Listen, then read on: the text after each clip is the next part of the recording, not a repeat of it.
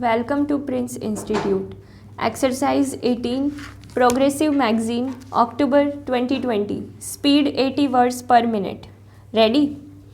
Start. There has been a lot said about other matters. Here is Indonesia. It is a clear issue before this House. We have done precious little by way of actual active help.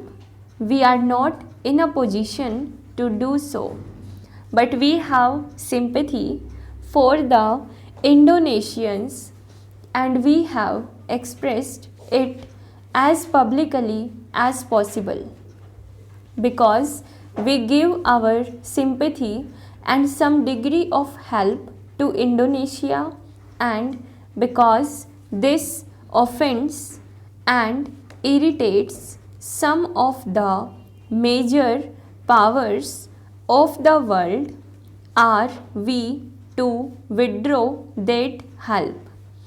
Are we to submit tamely and say, no, this might irritate this power or that?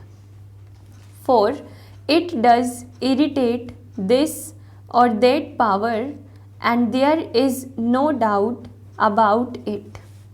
Naturally, we cannot as a government go as far as we might have done as a non-official organization in which we can express our opinions as frankly and as aggressively as possible. Speaking as a government, we have to moderate our language. We have sometimes to stop doing things which we might otherwise do. Nevertheless, the fundamental thing is whether we sympathize and openly sympathize with a country like Indonesia in her struggle for freedom or not. That applies not to Indonesia only, but to several other countries. In each case, we have to face the passive hostility of various interests, not only the direct interests involved, but also the indirect interest involved, because the direct and the indirect interest hang together in such matters. It is an astonishing thing to see how, for many months, the Good Offices Committee has functioned in Indonesia. They are all good people, and it happens that the secretary of the committee is an Indian. The way it has functioned and the results it has produced are not at all satisfactory. If this House is dissatisfied with what the Security Council has done this year or considered in regard to Kashmir, they would be still more dissatisfied, I think, if they considered the Indonesian Good Offices Committee's work. Unfortunately, their approach to such problems is an approach with which this House cannot agree on account of our past traditions, on account of our ideals. I am not talking in terms of this bloc or that bloc. I am talking independently of the blocs as they have appeared on the world stage. we have either to pursue our policy generally within limitations or give it up.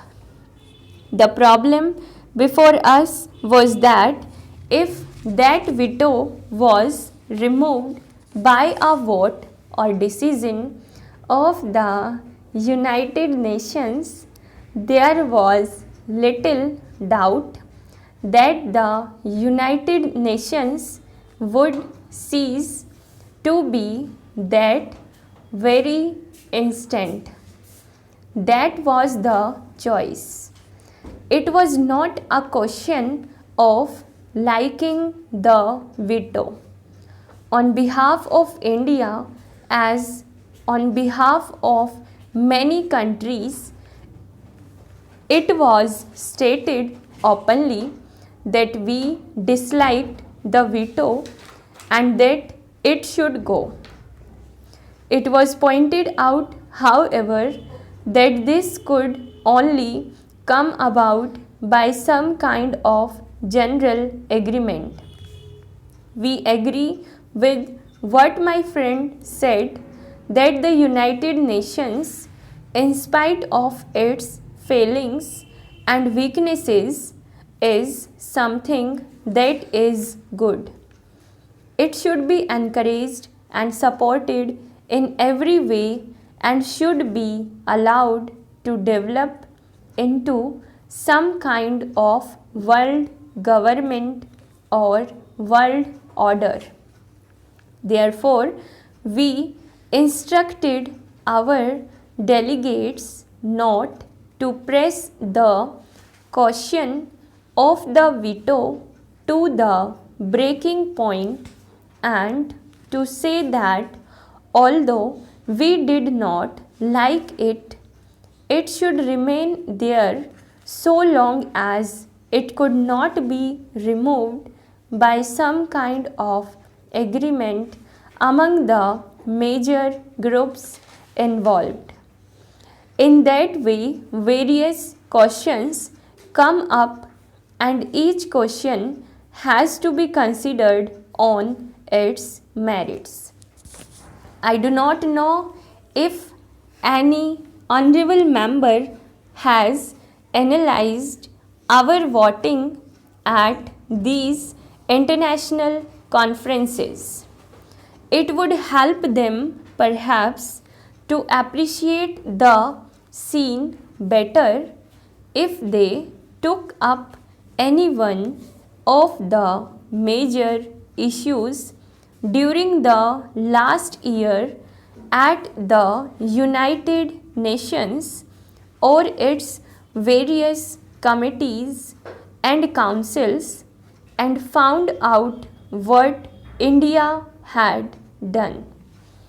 It is certainly true that our instructions to our delegates have always been to consider each question first in terms of India's interest and secondly on its merits and not merely to do something or give a vote just to please this power or that power, though of course it is perfectly natural that in our desire to have friendship with other powers, we avoid doing anything which might irritate them. As a matter of fact, we go as far as possible to try and win them over. It is not our purpose to enter into other people's quarrels. Our general policy has been to avoid entering into anybody's quarrels. If I may say so, I have come more and more to the conclusion that the less we interfere in international conflicts, the better, unless Of course, our own interest is involved for the simple reason that it is not in consonance with our dignity just to interfere without producing any effect. We should either be strong enough to produce some effect, or we should not interfere at all in this matter.